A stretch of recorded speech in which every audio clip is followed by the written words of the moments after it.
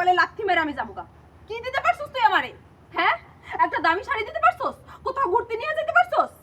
কিচ্ছু দিতে পারছ নাই। এখন টাকা ইনকাম করার জন্য আমি তোরে বিদেশ যাইতে কইতেছি, তুই সেটাও যেতে পারবি না।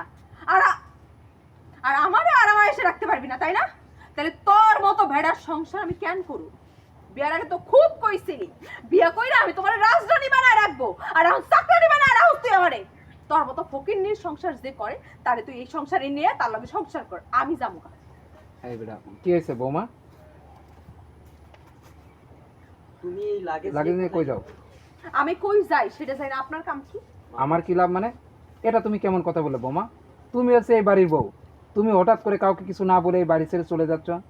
হ্যাঁ তুমি কোথায় যাচ্ছ শাশুড়ি এটা জানার অধিকার আমার আছে। ঠিক আছে, আমি আর বাপের বাড়ি চলে যাইতেছি। কেন বৌমা কি হয়েছে? আপনার পোলার জিগান কি হইছে? আপনার পোলার মুখ থেকে শুনেন। এবার বাবা বলতেছে কি হয়েছে রাসেল? রাসেল বলতেছে বাবা তোমার বৌমা আমাকে বিদেশে যেতে বলেছে, আমি বিদেশে যেতে রাজি হয় নাই বলে